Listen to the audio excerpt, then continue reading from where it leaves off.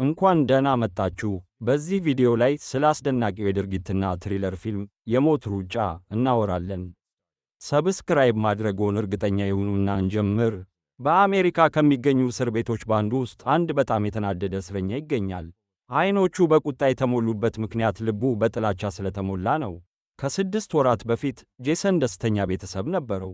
ባለቤቱ ቆንጆና አሳቢ ነበረች። አዲስ ስለተወለደው ልጃቸው የወደፊት ዕጣ ፈንታ ብዙ ተስፋ ነበራቸው። ግን ባለቤቱ እራት እያዘጋጀች ሳለ ጭምብል ያደረጉ ዘራፊዎች በድንገት ብቅ አሉ። ጄሰን ችግር እንዳለ ሲረዳ ባለቤቱ እየሞተች ነበር። ተንኮለኛው ዘራፊ ኤልኤስዲ ረጭቶ በድፍረት ቦታውን ለቆ ሄደ። ጄሰን ሲነቃ የግድያ መሳሪያው በእጁ ነበር እና ፖሊስ በአጋጣሚ ቦታውን ከበውት ነበር። በዚህ መንገድ ጄሰን የባለቤቱ ገዳይ ተደርጎ ተቆጥሮ የ50 ዓመት እስራትም ተፈረደበት። በገና ምሽት ጄሰን ወደ አንድ የግል እስር ቤት ተላከ። እስር ቤቱ እስረኞች እንዳያመልጡ በ24 ሰዓት ጥበቃ ስር ነው። እስር ቤቱ የተገነባው ባህር ላይ ሲሆን የሚገቡበትም ሆነ የሚወጡበት በአንድ መንገድ ብቻ ነው። ምክንያቱም በዚህ እስር ቤት ውስጥ ያሉት ሁሉም እጅግ በጣም አደገኛ ወንጀለኞች ናቸው። የሁሉም ሰው እጅ በደም የተጨማለቀ ነው። በዚህ ቀን ጄሰን በሰላም ቁርስ መብላት ፈለገ፣ ግን አንድ ሰው ችግር መፍጠር ፈለገ። የምግብ ሳህኑ ላይ ከመጥፋት ባለፈ የባለቤቱን ስም አጥፍቷል። ሌላኛው ወገን የተሳሳተውን ሰው እንዳስከፋ አላወቀም ነበር። ከተደባደቡ በኋላ ጄሰን ወደ እስር ቤቱ አጠቃላይ መቆጣጠሪያ ወደምትገኘው ጁሊ ያቀርቡታል። ጁሊ ደፋር አምባገነን ናት። እስረኞችን ወደ ገንዘብ ምንጭ ለመቀየር የሚበርሩ የመኪና ውድድሮችን ታዘጋጃለች። የሞት ፍርድ የተፈረደባቸው እስረኞች እርስ በእርስ ለመገዳደል የተቀየረ የፈጣን መኪና የሚያሽከርክሩ አሽከርካሪዎች ይሆናሉ። አንድ ሰው በተከታታይ 5 ውድድሮችን ማሸነፍ ከቻለ ምህረት ተደርጎለት ከእስር ቤት ይወጣል። የሩጫው መንገድ በከፍተኛ ጥራት ካሜራዎች የተሞላ ሲሆን ውድድሩም ለዓለም አቀፍ ተመልካቾች በቀጥታ ይተላለፋል።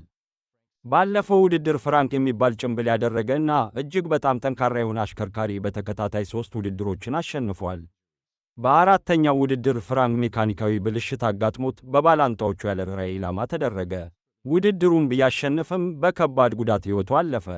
ጁሊ የፍራንክን ሞት ዜና ወዲያውኑ አፈነች። ይህም የተመልካች ደረጃ እንዳይቀንስ ለመከላከል ነው። ፍራንክን ተክቶ ውድድሩን ለመቀጠል ጠንካራ እስረኛ በአስቸኳይ ያስፈልጋታል። ጄሰን ለዚህ ሥራ ትክክለኛው ሰውም ሆነ። ጄሰን መጀመሪያ ላይ ፍላጎት አልነበረውም፣ ነገር ግን የጁሊ አቅርቦት ለመቀበል በጣም ጥሩ ነበር። ጄሰን ፍራንክ መስሎ 5ኛውን ውድድር ካሸነፈ ምህረት እንደሚደረግለት ተነገረው።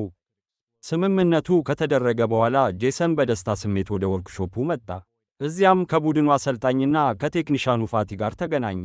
የሩጫ መኪናው ዝግጁ ነበር። እጅግ በጣም ኃይለኛ የሆነ 850 የፈረስ ጉልበት የሚያመነጭ ሞተር የተገጠመለት ሲሆን ይህም አስፈሪ ፍንዳታ ሊፈጥር ይችላል። አደጋዎችን ለመከላከል መኪናው ናይትረስ አክሰለሬሽን የተገጠመለት ነበር። የመኪናው መከላከያም በጣም ጠንካራ ነው። የፊትና የጎን መስኮቶች 2 ሴንቲሜትር ውፍረት ያላቸው ጥይት የማያሳልፉ የብረት ሳህኖች ናቸው፣ ግልጽ የቻይና ምርት። የኋላው ክፍል ደግሞ 15 ሴንቲሜትር ውፍረት ያለው ጠንካራ የጦር ትጥቅ አለው።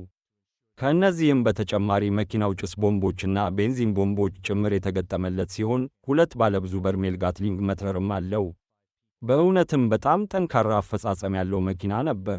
ከአሰልጣኙ አፍ እንደሰማነው የሚበር የመኪና ውድድር በ3 ጨዋታዎች የተከፈለ ነው። የመጀመሪያዎቹ 2 ጨዋታዎች በተቻለ መጠን ብዙ ተቃዋሚዎችን መግደል ሲሆን የፍጻሜውን መስመር ያለፉ ሁሉ ማለፍ ይችላሉ።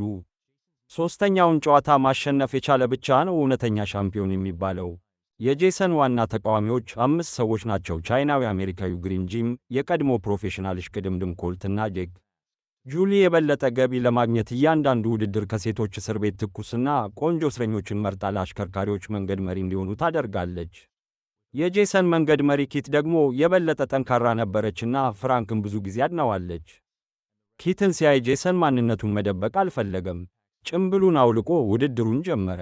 መብራቶች መብረር ሲጀምሩ ተሳታፊዎቹ በጣም ተደስተው ነበር። ዓለም አቀፍ የቀጥታ ስርጭትም ተጀመረ። ከ45 ሚሊዮን በላይ ሰዎች ገንዘብ ከፍለው እየተመለከቱ ነበር። ጄሰን መጀመሪያ ላይ ቀዳሚውን ስፍራ በመያዝ ጋዙን ተጫነ። ሌሎቹም በፍጥነት ተከተሉ። ቡድኑ መበታተን ጀመረና ጄሰን ብዙም ሳይቆይ 4ኛ ደረጃ ላይ ወጣ። ኪት በተረጋጋ ሁኔታ አቋራጭ መንገድ እንድትከተል አዘዘችውና ጄሰን መስቀለኛ መንገድ ላይ ጋዙን በመጫን እንደገና ቀዳሚ ሆነ። ውድድሩ ወደ 2ኛው ዙር መጣ።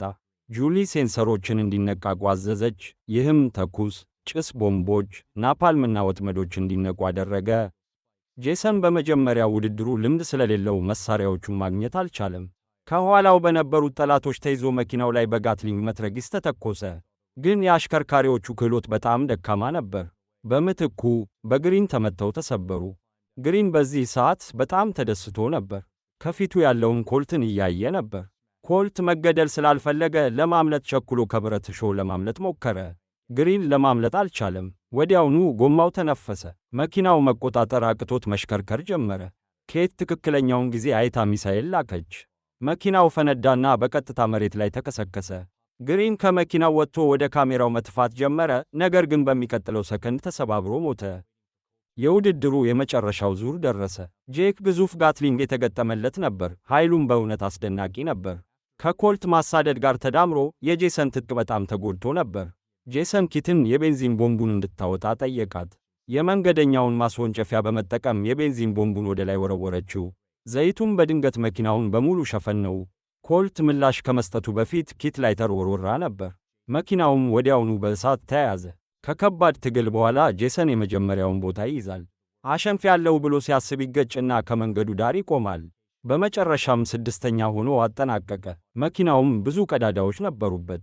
የውድድሩን አስፈሪነት ሲያይ ጄሰን እንደማይሳተፍ በግልጽ ተናገረ። ጁሊ ለዚህ ዝግጁ ነበረችና የጄሰንን ልጅ ፎቶ አውጥታ አስፈራራችው። ስለዚህ ጄሰን እንደገና ለመስማማት ተገደደ። በዚያ ምሽት በቁጣ ወደ ወርክሾፑ መጣ። ከጂም ጋር ለመነጋገር ፈለገ፣ ግን ጂም ተዘጋጅቶ ነበር። ጄሰን ሳይታሰብ ተይዞ አንገቱ ላይ ታሰረ። ጂም ያለ ርኅራኄ ትልቅ ቁልፍ እያወዛወዘ ለመግደል ሞከረ፣ ግን በሚቀጥለው ሰከንድ ከኋላው ከፍተኛ ሕመም ተሰማው። ፋቲ በሰዓቱ ደርሶ ነበር። ሌላኛው ወገን ፋቲን እያሰቃየ ሳለ ጄሰን የብረት ብሎክ አንስቶ መልሶ ማጥቃት ጀመረ። ጂም የጄሰን ተቃዋሚ አልነበረም። የባለቤቱን ግድያ እውነት ብቻ ማስረዳት ይችላል። እንደ አለመታደል ሆኖ የእስር ቤቱ ጠባቂዎች በድንገት ብቅ አሉ። ጂምን ለማዳን ጄሰንን በኤሌክትሪክ መቱት።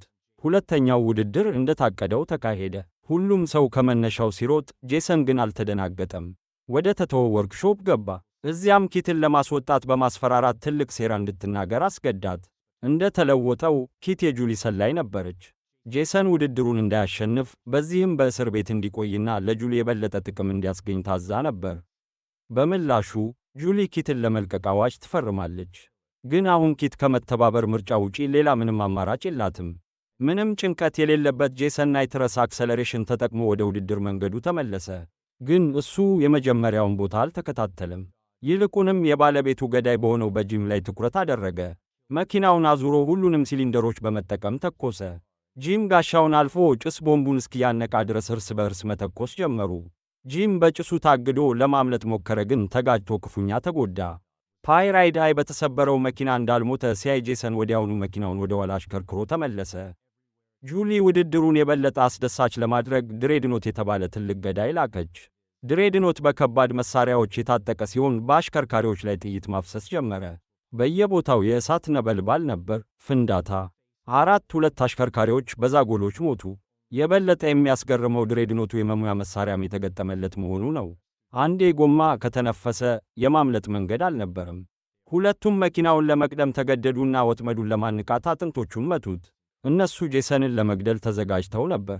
በኋላ ላይ በጄሰን መኪና ላይ ቦምብ ለመትከል አመቺ ነበር። በዚያ ምሽት ጄሰን በጣም ደፋር በሆነ ዕቅድ ከጄክ ጋር ተገናኘ። ሦስተኛው ውድድር ብዙም ሳይቆይ ደረሰ። ጁሊ ጄሰን እንዳያሸንፍ ለመከላከል ምንም አልተዘጋጀችም። ሴንሰር ሲስተሙን ተቆጣጠራ ሁሉንም መሳሪያዎች ለጄክ ሰጠች። በብዙ መሳሪያዎች ጄክ በጄሰን ላይ ከፍተኛ ተኩስ ከፈተ። የኋላ ትጥቅ ሊበሳ እንደቀረበ ሲያይ ጄሰን ጋሻውን ለማስወገድ አደጋውን ወሰደ። ግን የጄክ እጅግ በጣም ፈጣን ምላሽ እንዳይጋጩ አደረገ። በመቀጠል ጄክ ተከታታይ ሮኬቶችን ተኮሰ። ኢላማው የጄሰን መኪና ሳይሆን የእስር ቤቱ ግድግዳ ነበር። ግድግዳውን ለማፈንዳት ሁለቱም እርስ በርስ እየተከተሉ ከእስር ቤት ማምለጥ ጀመሩ። እንደ ተለወጠው ጄሰንና ጄክ ጁሊን ለማደናገር ሲተውን ቆይተዋል። ጁሊ በቁጣ ፈንጂዎቹን ለማንቃት ሞከረች፣ ግን ቦምቡ ቀድሞውኑ በአሰልጣኙ እንደተፈታ አላወቀችም። ጄሰን የመለዋወጫ ነዳጅ ታንኩን ወርውሮ ድልድዩ ላይ የነበሩ ብዙ ፖሊስ መኪናዎችን አስቆመ። ሰማይ ላይ የነበረው ሄሊኮፕተር ግን ተከተላቸው። ጄሰን ጄክን ለመሸፈን ቀዳሚ ሆነ። ሄሊኮፕተሩን ወደ ወደቡም አሳበው። ከመኪናውም ዘሎ ወጣ። እንደ ተለወጠው ኪት ቀድሞውኑ የመልቀቂያ ትዕዛዝ አግኝታለች። ብትያዝም ደህና ትሆናለች። በኪት እርዳታ ጄሰንና ጄክ ባቡር ላይ በመሳፈር ለማምለጥ ተገናኙ። በሌላ በኩል ጁሊ ጄሰንና ጄክ ከ6 ወራት በኋላ ሜክሲኮ ውስጥ እንደታዩ አወቀች። የመኪና ጥገና ሱቅ ከፍተው ነበር። ኪትም ብዙም ሳይቆይ እዚያ ደረሰች። ጄሰን ልጆቹን ማግኘቱ ብቻ ሳይሆን ጓደኞችና አዲስ ፍቅርም አገኘ።